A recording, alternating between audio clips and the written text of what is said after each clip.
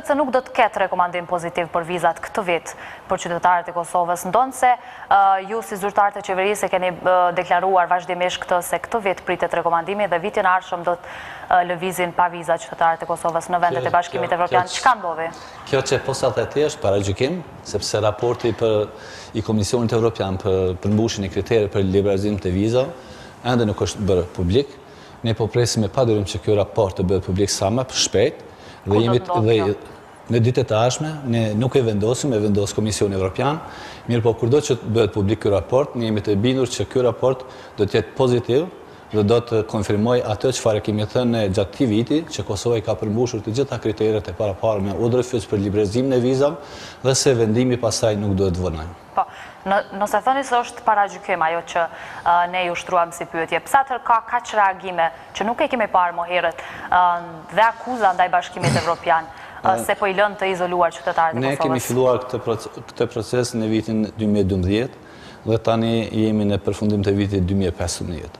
Dhe Kosova nuk është trajtuar në mënyrën e njëjtë, nuk është trajtuar fair dhe në mënyrë të barabartë me shtetet tjera të rajonit.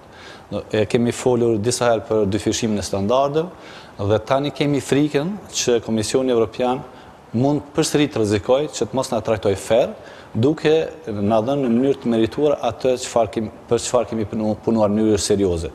Kjo droj, kjo frikë dhe ky prolongim kaq i madh normalisht që shkakton frustrim edhe zhgënjim të qytetarëve të Republikës së Kosovës, sepse Kosova trajtohet në mënyrë ndryshe nga ajo çfarë se si janë trajtuar shtetet tjera të rajonit. Kështu që këto kritika që kemi dëgjuar kohëve të fundit nga të gjithë zyrtarët shtetëror të Republikës së Kosovës janë drejtuar Bashkimit Evropian, janë kritika krejtësisht të arsyeshme, sepse ne duhet të sigurohemi që ky proces i cili do duhet të ishte krejt teknik mos shndrohet në një proces politik të pafund.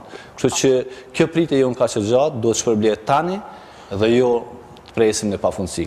Dhe prandaj këto kritika janë krejtësisht të arsyeshme dhe të natyrshme. Dhe ju thoni se pra besoni se në vitin 2016 do të lëvizet pa viza në zonën Schengen? Po jam i sigurt dhe i bindur në këtë, sepse nëse nuk do të lëvizet vitin 2016, nuk do të lëvizim kurrë. Sepse s'do të ketë kuptim.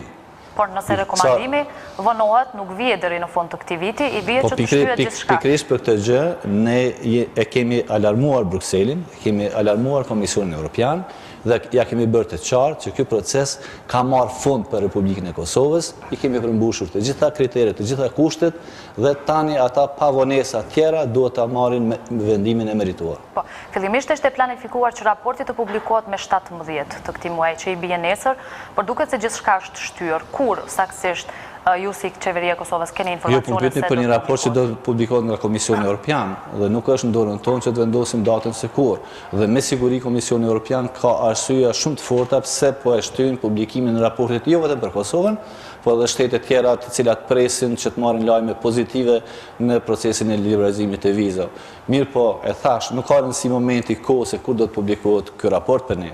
Për mua, si udhëheqës i këtij procesi dhe për institucionet e Republikës së Kosovës, është me rëndësi të theksohet se ky është raporti i fundit i Komisionit Evropian për procesin e liberalizimit të vizave dhe kurdo që të bëhet publik, atëherë hiqet kjo pengesë, ky kusht plotësohet dhe hapet rruga për hapjen tjetër të radhës të Komisionit të Evropian që do të jetë dhënia e rekomandimit pozitiv për liberalizimin e vizave për qytetarët e Kosovës. Por në dokumentin që u publikua dje, në dokumentin për zgjerim të Këshillit të Bashkimit Evropian, u tha se Kosova duhet të bëjë ende më shumë në procesin e liberalizimit të vizave, në kuptimin e përmbushjes së kritereve, sidomos në luftimin e korrupsionit dhe të krimit të organizuar. Duhet të sqarojmë opinionin dhe jo të gjithë qytetarët pres që t'i kuptojnë këto procese, sepse janë shumë të komplikuara dhe mënyra se si funksionon Bashkimi Evropian është e tillë. Dje kemi dëgjuar konkluzionet e Këshillit të Bashkimit Evropian për raportet vjetore të shteteve që janë në proces drejt antarësimit në Bashkimin Evropian dhe që kanë nënshkruar marrëveshje stabilizim asociim.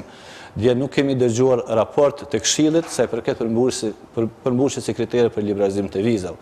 Aty u tha qartë që Këshilli në konkluzionet e tij nuk paragjikon të dalërt apo të gjetrat që do të publikohen nga raporti i Komisionit Evropian. Kështu që përmbajtja e raportit që do të publikohet nga Komisioni Evropian për liberalizimin e vizave do jetë ajo, si thua, fjala përfundimtare se ku qëndron Kosova në këtë aspekt dhe a i kemi plotësuar kriteret dhe a jemi të gatshëm që ta marrim rekomandimin për të vizë. Pra, mund të ndryshojnë nga dokumenti që u publikuar? Jo që mund të ndryshoj, po raporti që do të publikohet është raport specifik që bëhet vetëm për përmbushjen e kriteret të liberalizimit të vizave. Kurse në konkluzionin e Këshillit që i kemi parë dje, kemi pasur gjitha segmente tjera duke përfshirë edhe faktin që kanë përshëndetur edhe marrëveshjen e stabilizimit dhe asociimit si një arritur